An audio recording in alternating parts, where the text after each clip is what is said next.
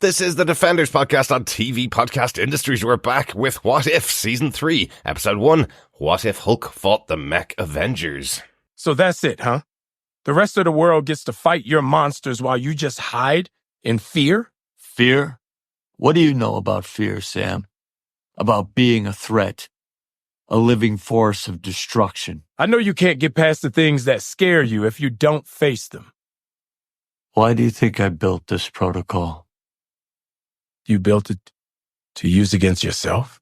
I built it to protect everyone from a monster no one can control.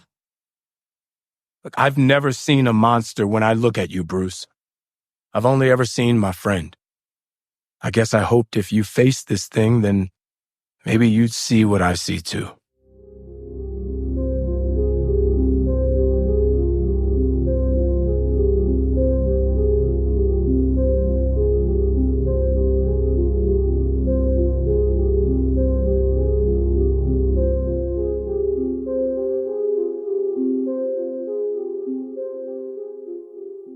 Welcome back, fellow Defenders, to our What If podcast on TV Podcast Industries. We're on to the final season of What If, starting with Season 3, Episode 1, What If Hulk Fought the Mech Avengers? I'm one of your hosts, Derek. Yes, hello, and a happy, festive, seasonal Christmas holiday season to you, fellow Defenders.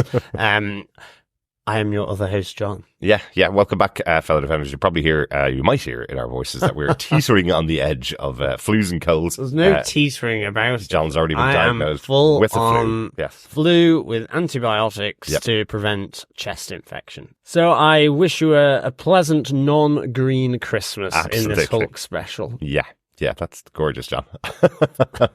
But what better to cheer us up than a Saturday morning cartoon episode of the What If, huh? Yes.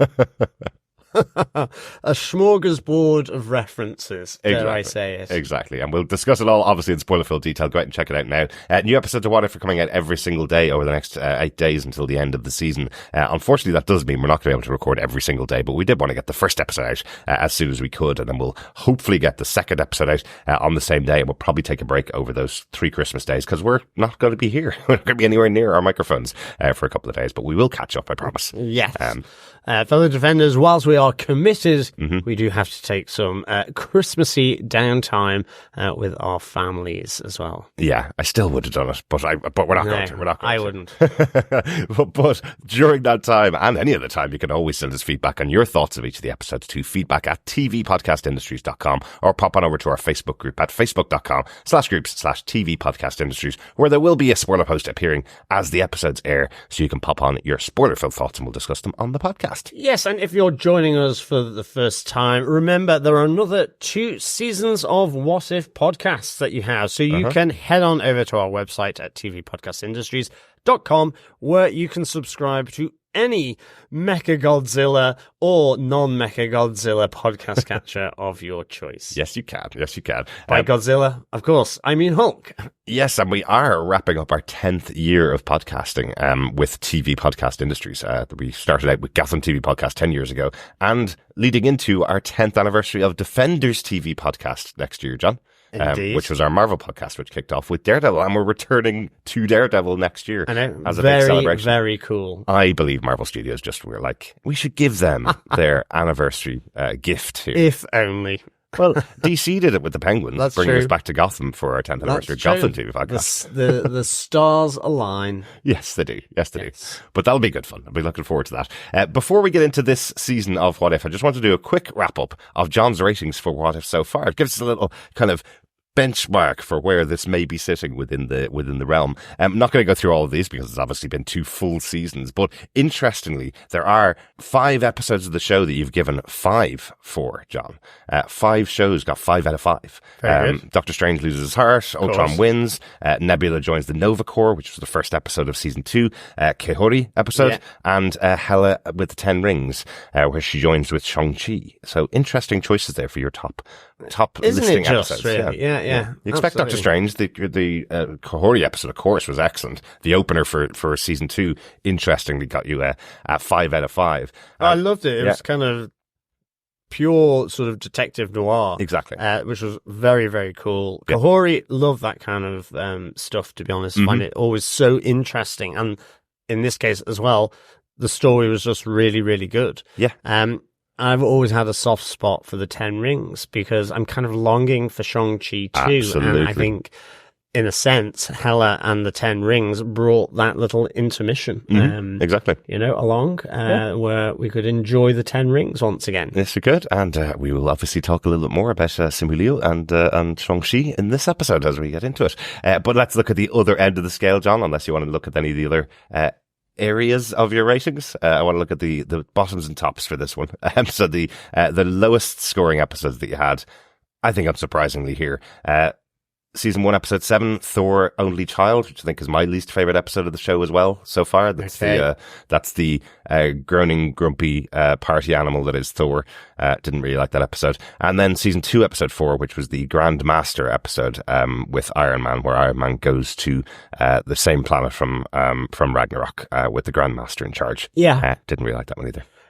No, absolutely. I kind of just but good, enjoyable. Bit of a laugh. Dare I say it, not to put too many spoilers on it, but possibly, depending on how this discussion goes, there could be another one joining the lower ranks of my ratings.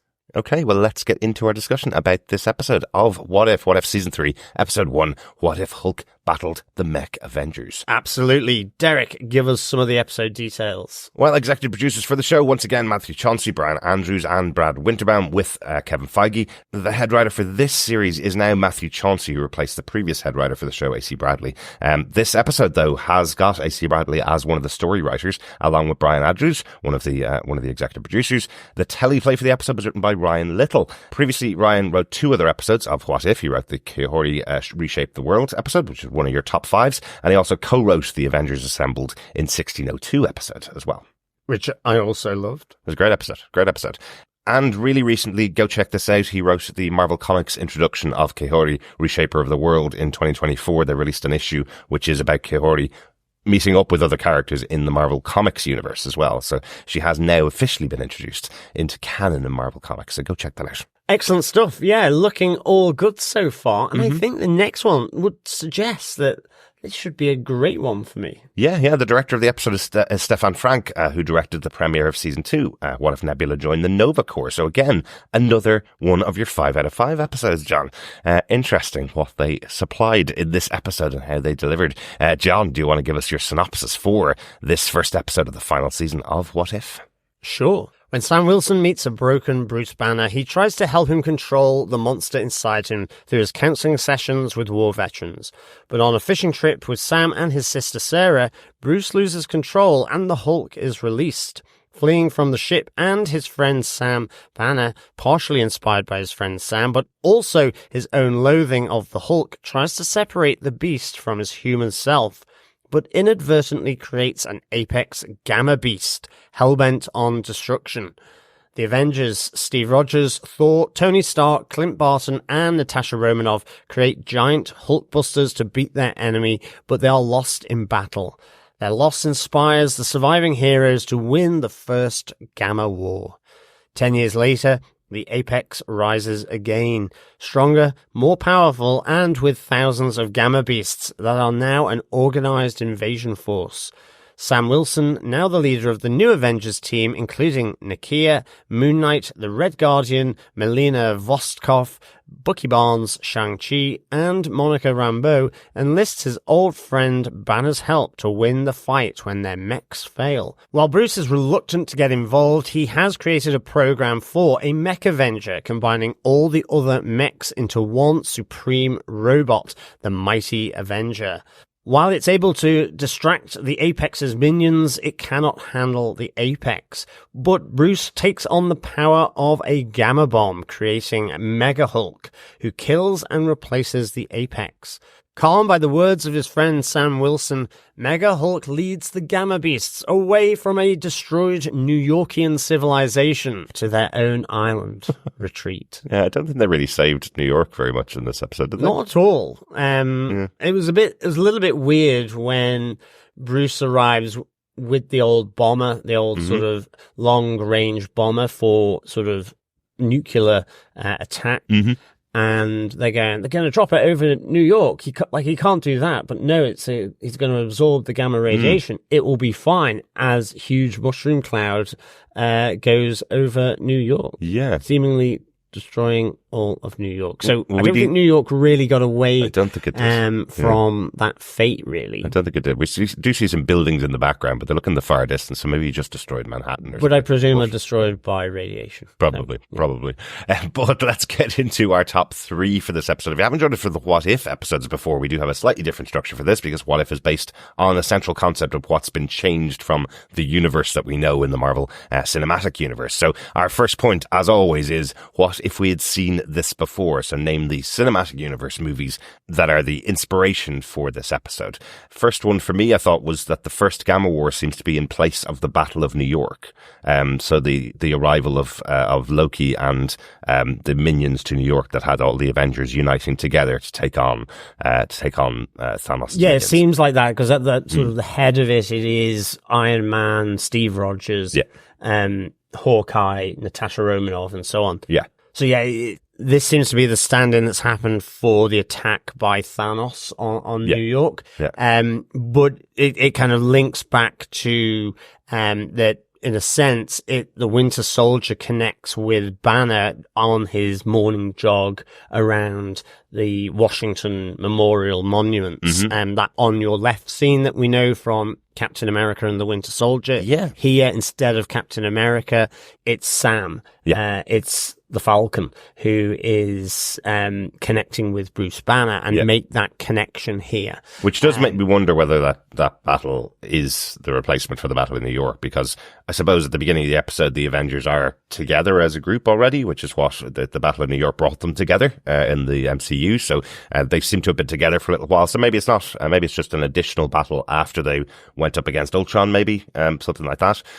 So they have been together for a while, but the on your left scene, you're right, it does seem to be similar to the Winter Soldier moment. But again, we know that Sam was running around the park for many times before he meets up with Steve Rogers. But I mean, it is difficult to place. And I think actually when you start having multiple branching timelines and multiple multiverses, then actually the placement of it becomes a bit difficult. And I guess to some extent, is that important or not? I guess to some degree it is. I think if you're really mad into the continuity stuff of Marvel, I don't really have a problem with it. But nonetheless, knowing that they're kind of, continuity, the Marvel MCU, sort of slightly OCD about it, with Kevin Feige, it is difficult to place where this is, and it's not even really fully described by the Watcher, who is normally the person that just does that sort of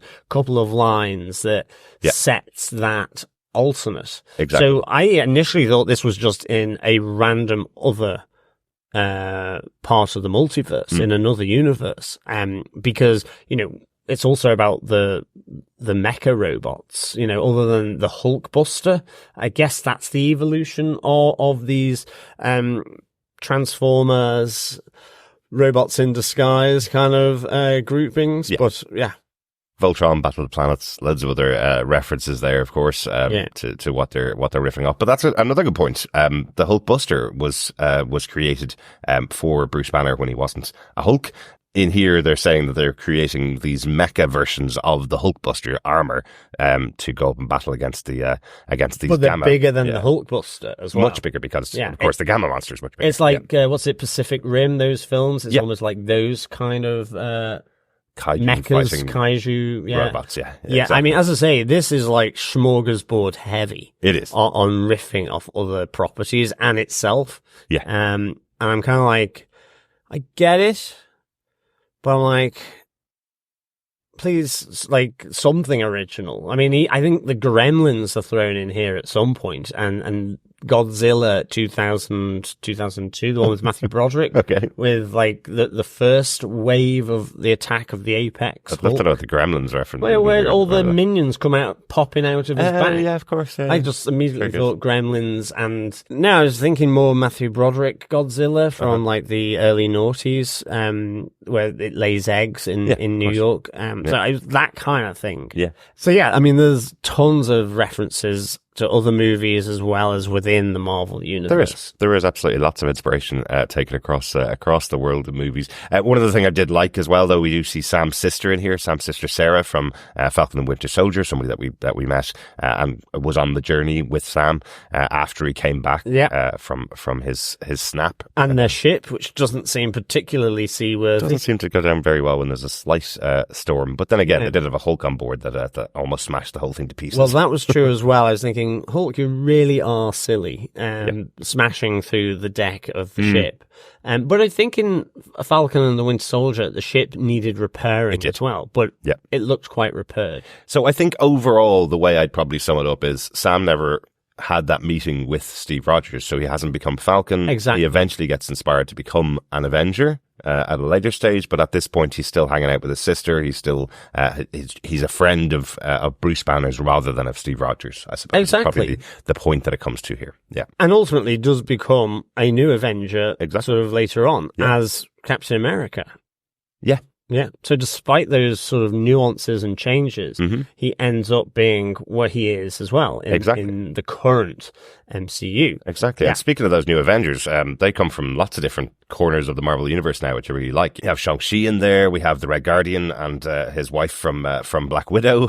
We have Black Panther. This time, interestingly, it's Nakia, not Shuri, providing the inspiration for the character from the Black Panther universe. We also have Mark Spector from Moon Knight. Yeah, we have Oscar Isaac coming back. And I think the only real moment that he has in the episode is kind of going, oh, teaming up, who would have thought this would save the day? Because Moon Knight is well known as a character that doesn't like to team up. No, absolutely. I did feel it wasn't totally obvious that was Moon Knight, to be honest. Except for the moon in his chest and the mention of Khonshu. No, I know, but I wasn't, you didn't really get a sense. Yeah, I didn't get a sense that was Mark Spector and Moon Knight from the excellent Moon Knight series, which I loved. Yeah.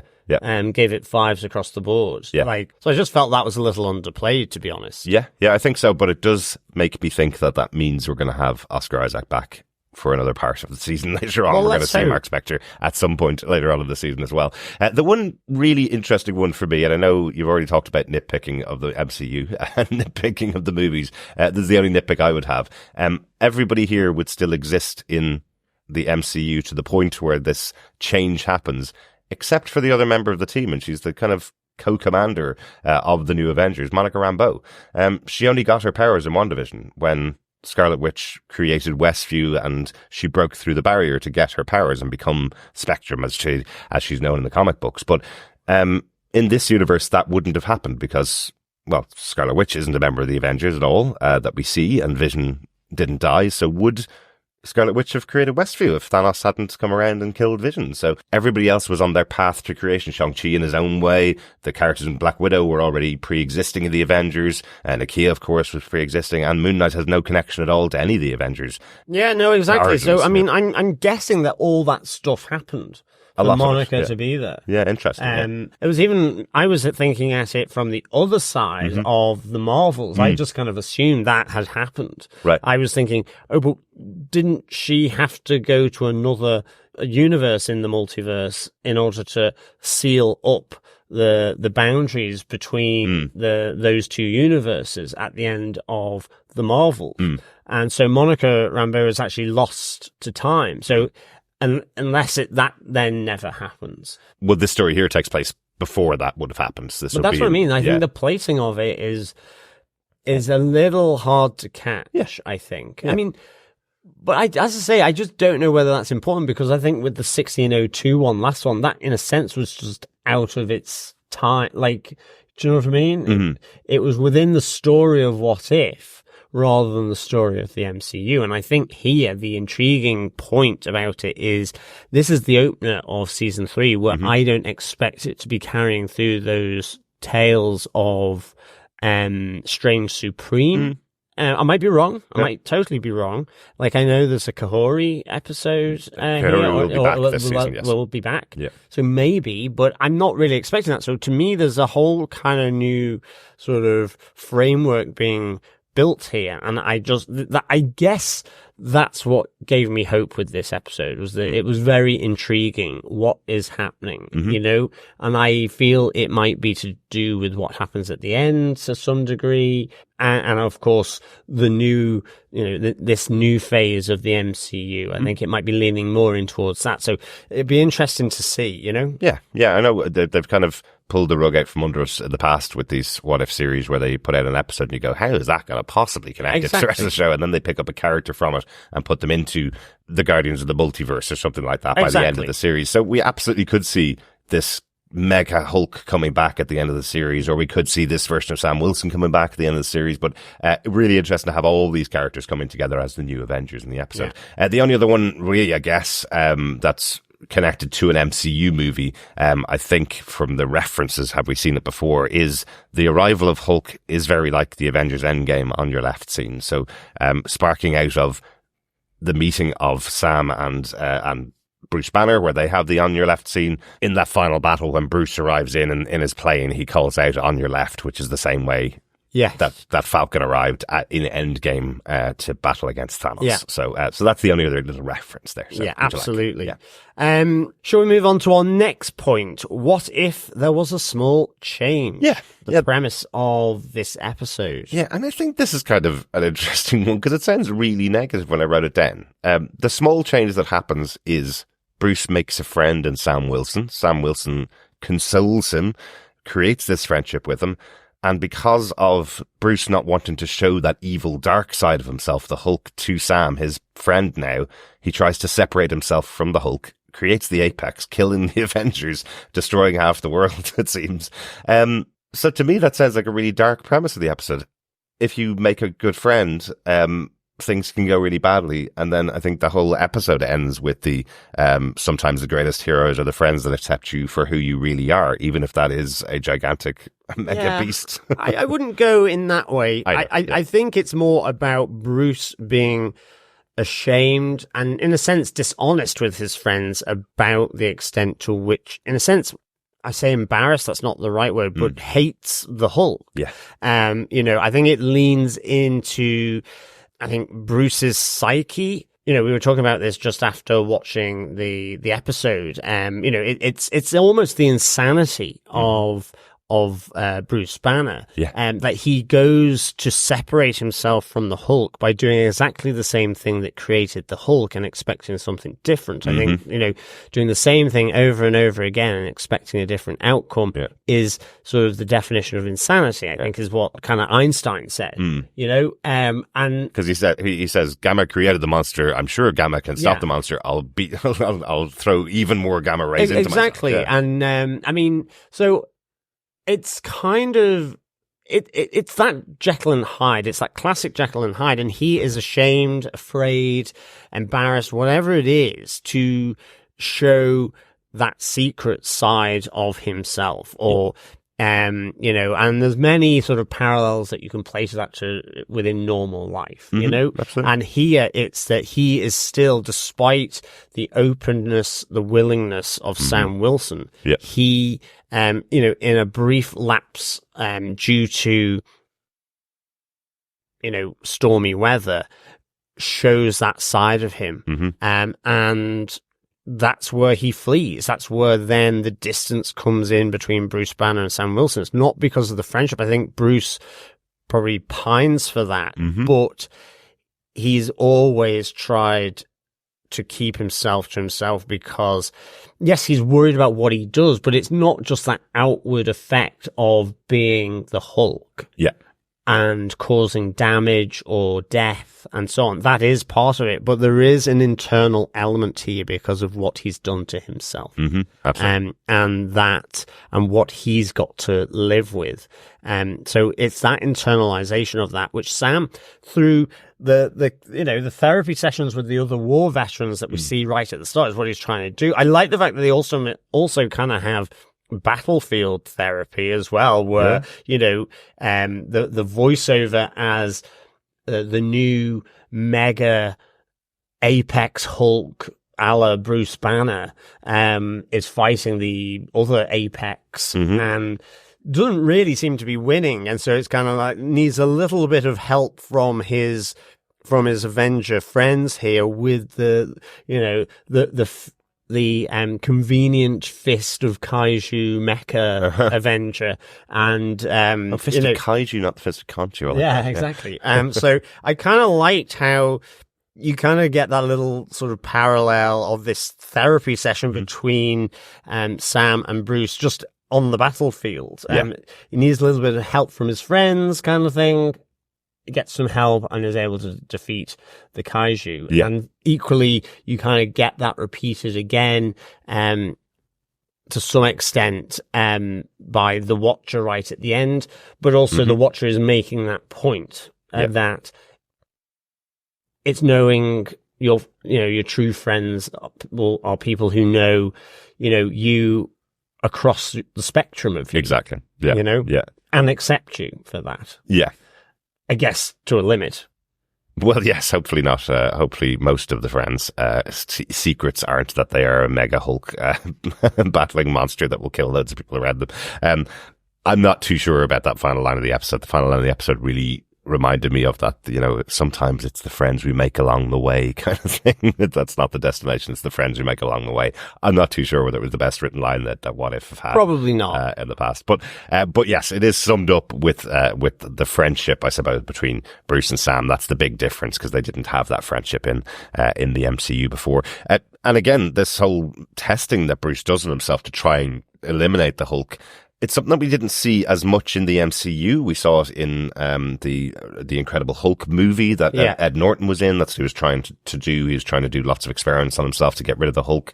We definitely saw throughout the 60 or so years of the comic books. That's something that often happens, where Bruce tries to take the Hulk out of himself, and it creates an even worse monster, an even worse villain. And it was something that was used in the television show in the 70s. He was always trying to find an experiment that would get rid of the Hulk. David Banner going around the country trying to find ways to rid himself of the Hulk. Yeah, and I like that. I kind of like the throwback to the earlier cartoon style as well at the start of this. Thought that was really nice little touch. In Go Avengers, Heroes of the Gamma War. Yes. Yeah.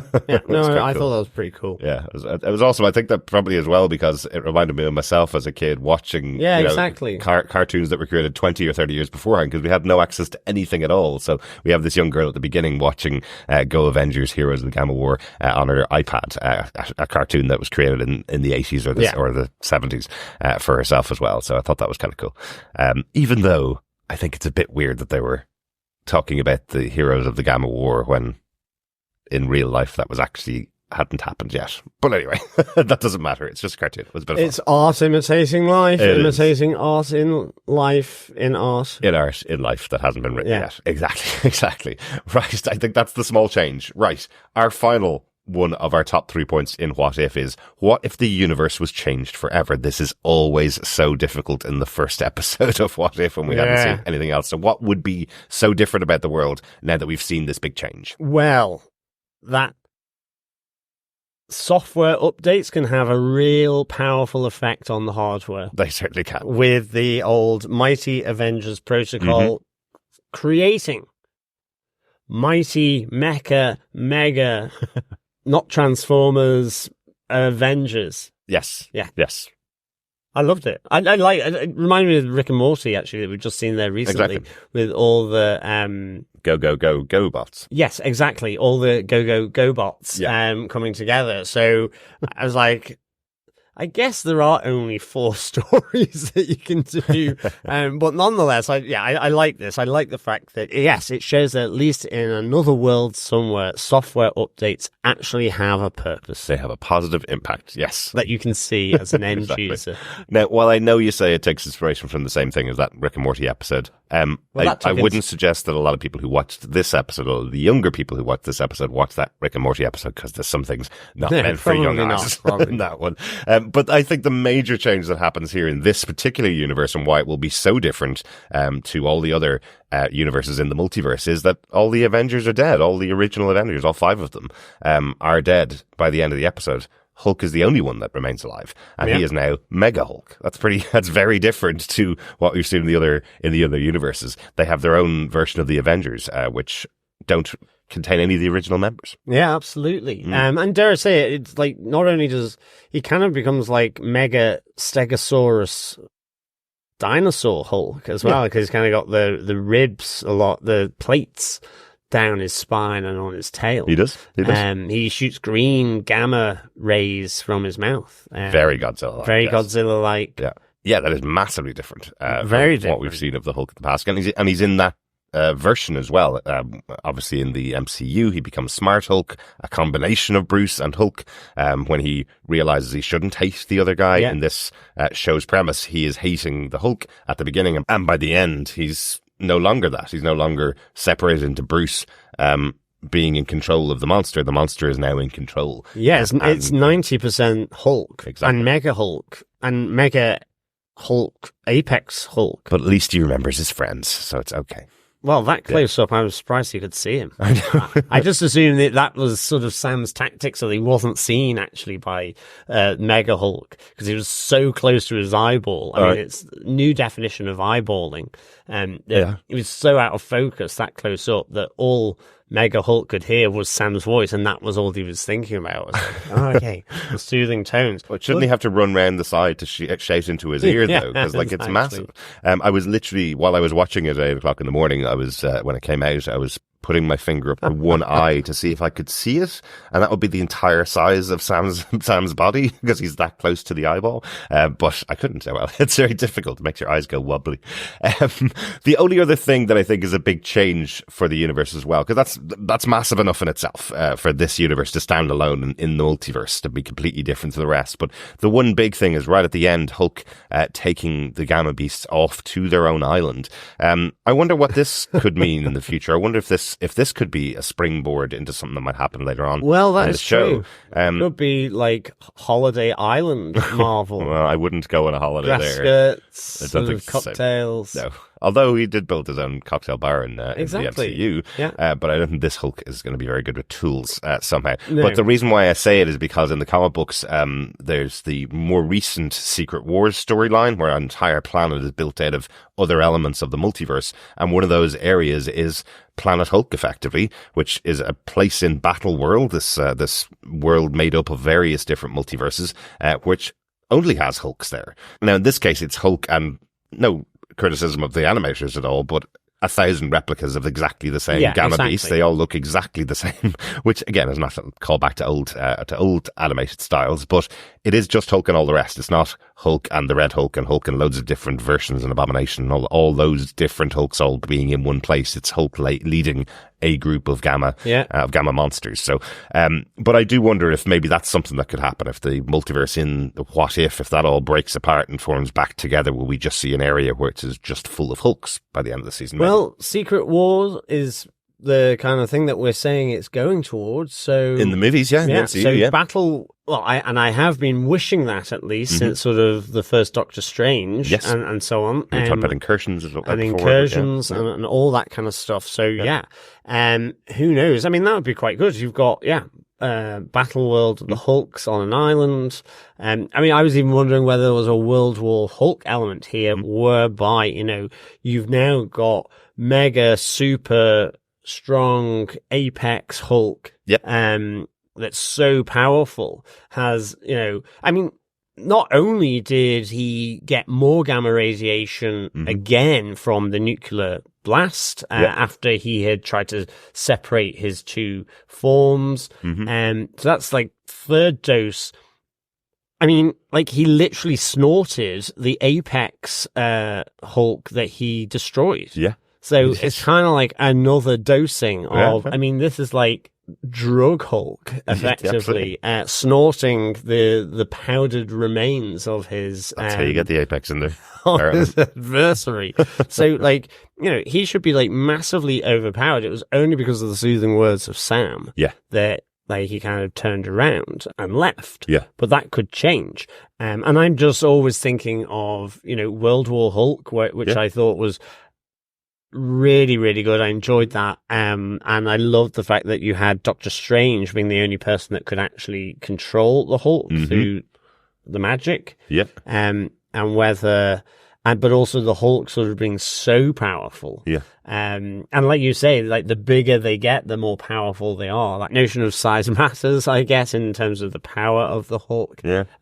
So, it was, I was just wondering whether you might see some kind of battle royale there. Yeah, and I think as the Watcher says at the beginning of the episode, big things come from small beginnings. So yeah, so similar to the Hulk starting out small and becoming this monster. Yeah, exactly. Beast. Yeah. But I think those are the major things that change this universe in comparison to other parts of the multiverse, other areas of the universe. But as with all the other seasons, it's really likely that these episodes will build to some form of end.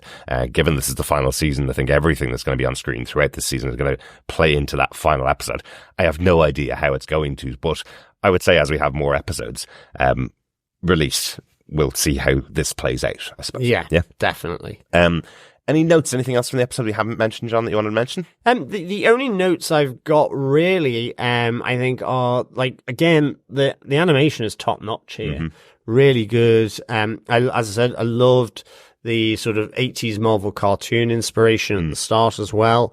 And you kind of get that sense of era from them, Yeah. I'm pleased that Simu Liu was in there as Chauncey, as well as Oscar Isaacs as Mark Spector. I just kind of wish they had stood out a bit more, but ultimately this was Sam and Bruce's story. And of the new Avengers, it was Monica and Sam really were the main protagonists. So that's fine, but it's nice to see them in there, I think. It's just one of those things, like in the comics, when you've got a crossover between characters, you really want to see them interact with each other more. I'd love to see Oscar Isaac on screen with Simu Liu in the future. Hopefully we will. Hopefully we'll see that in live action at some point in the future.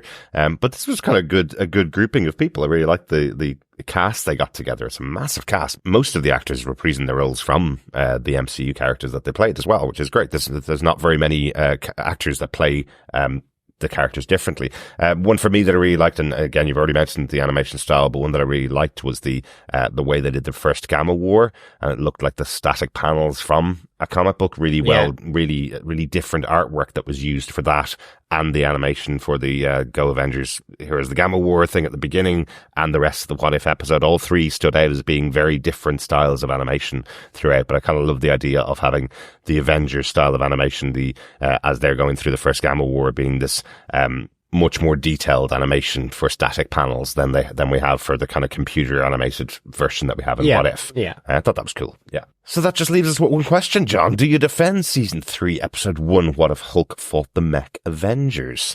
Where would we be putting this on the ratings, John? I do defend this just. I'd give this 3 snorting apexes out of 5. Right. I thought this was weird fun, to be honest. Slightly incomprehensible fun. As I said, we have Bruce Banner deploying himself in an atomic bomb. We have a kaiju battle that ends up with Bruce Banner kaiju snorting the remains of his enemy. I think it is a bit of a smorgasbord of just references. And dare I say it? Like, I know the premise of What If, that's the original side of it, but something just a bit more original. Right. I get it. They're Godzillas, but just do it different. Have them as humans rather than these creatures, like they did in World War Hulk to an extent. Bigger Hulks, just bigger Hulks, rather than with scales and horns and Stegosaurus plates going down the back. A little bit like Abomination, though. We've seen that as one of the Hulks. I know. But I just kind of just do something different. Okay. As I say, because otherwise it just becomes a Russian doll of animations. Someone did it before Rick and Morty, and they do it, but they do it in a funny, that's the original way. Here, it's just I just feel like Rick and Morty did it better. Yeah. No, I mean, that's my problem with we it. recommend But I do this one to anybody under the age of 12. Yeah, but I do think this is enjoyable and weird fun if you just kind of let go with the flow of the river, I think, really.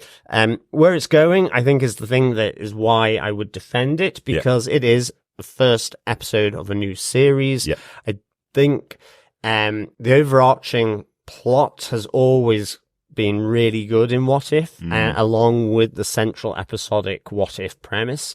I just think here, I just found it very difficult to kind of connect with it, right? Because it just felt like plagiarism on an animation, and like I've just seen it.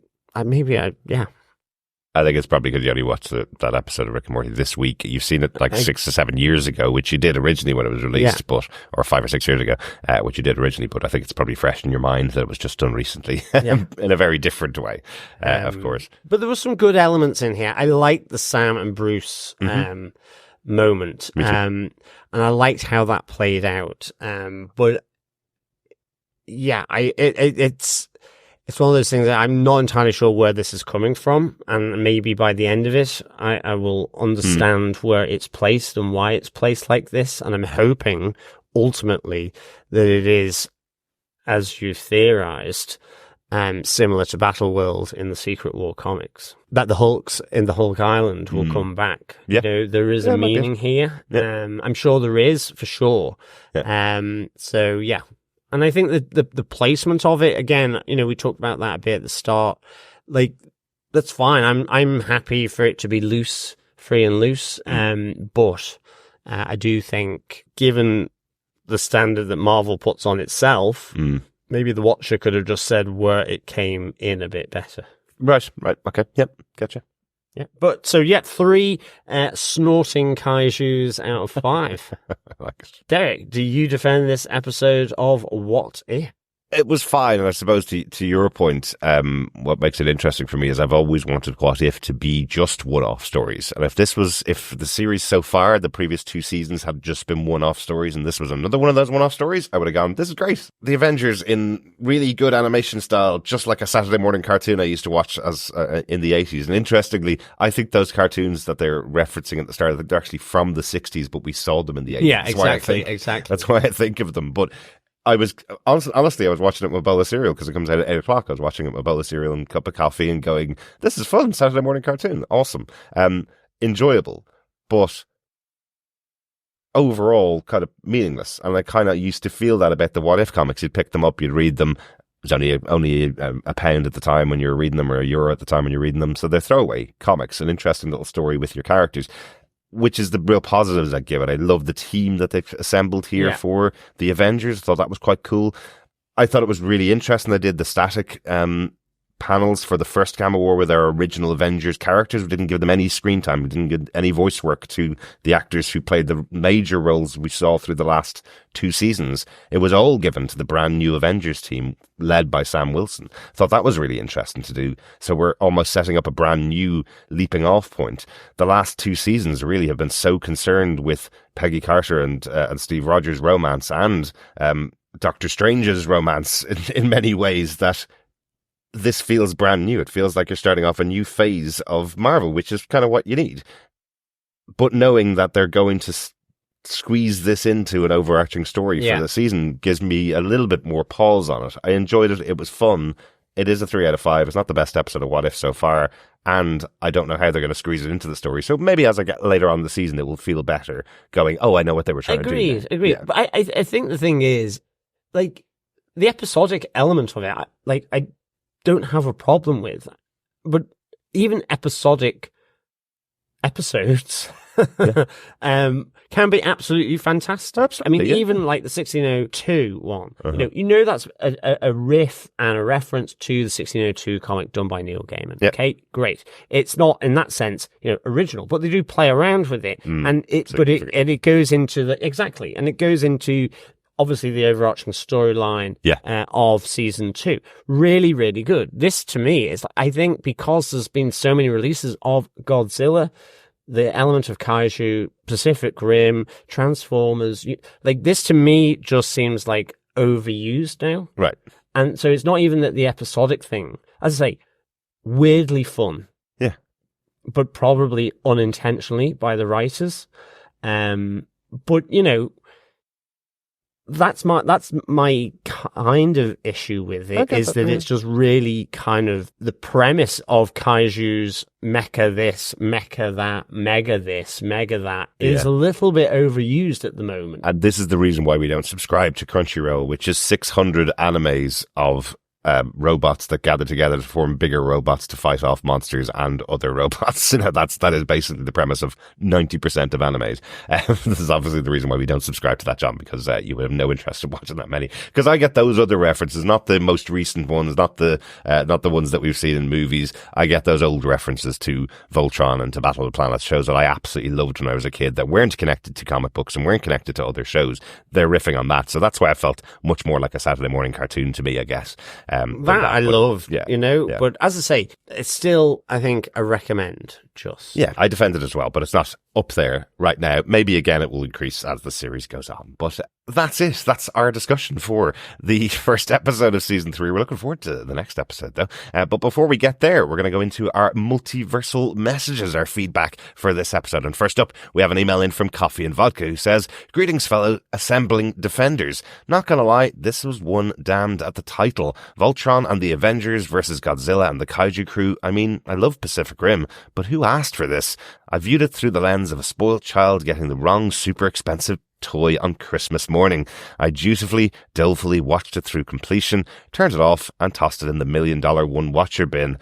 Made to the same excellent standards as every other What If production, from voicing to animation to all the other usual professional kudos, but all spent on an entry as forgettable as it was unnecessary. The bestest of holidays to you all, though.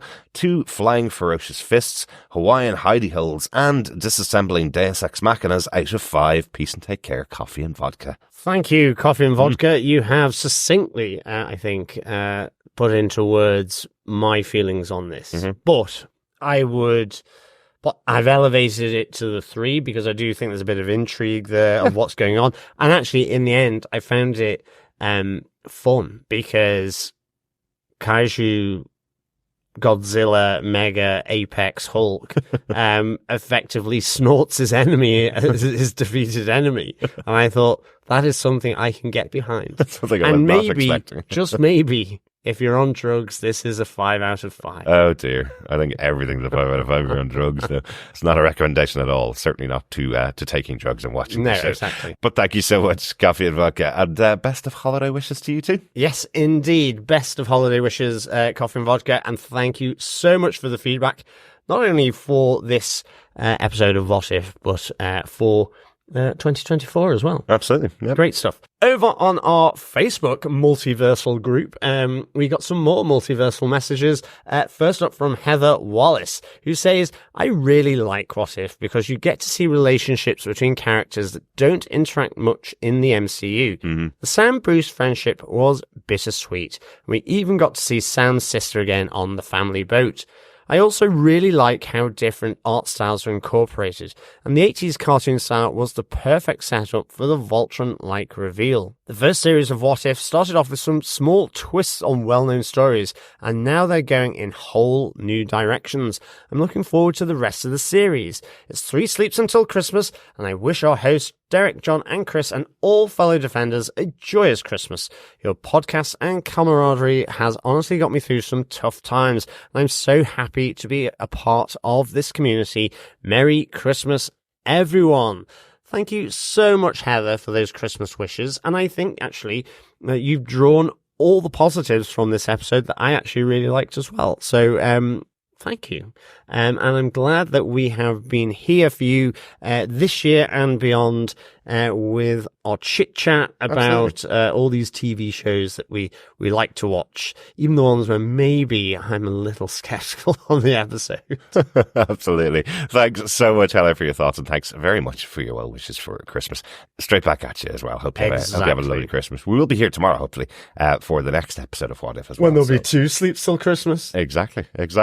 And also on Facebook, Richard Blaze says, Godzilla meets Power Rangers. I fully bought into the madness. Loved it. Thanks for that, Richard. I'm glad you enjoyed it as well. Yeah, excellent, Richard. I think that's exactly right. Weird fun. It's the way to go into it, isn't it? Just embrace the madness and just enjoy it. Yes, definitely. Right. Great stuff. Thanks, Richard. Thanks so much for that feedback. If you want to get your feedback in, you can email us to feedback@tvpodcastindustries.com or pop it over to our Facebook group at facebook.com/groups/tvpodcastindustries. If you want to support the podcast, you can go over to patreon.com/tvpodcastindustries. Support us over there for any monthly amount, just like our wonderful fellow defender, Leetsy Laws, who is supporting us over there. And you can also support us with a one-off donation as well, if you so choose, over on buymeacoffee.com/TVPI. But of course, the best support we can receive from our fellow defenders and fellow listeners is to join the podcast, share the podcast, because of course sharing the podcast is sharing the love. Absolutely. Thanks so much for joining us. We'll be back next time to chat about What If Season 3, Episode 2, What If Agatha went to Hollywood. Agatha Harkness returns to Defenders TV Podcast, or Defenders on TV Podcast Industries. Can't wait for that one. Yes, lovely stuff, fellow defenders. Thank you for joining us for this first discussion of the third series of What If. Until tomorrow, remember, keep watching, keep listening, and of course, keep defending. Bye. Bye.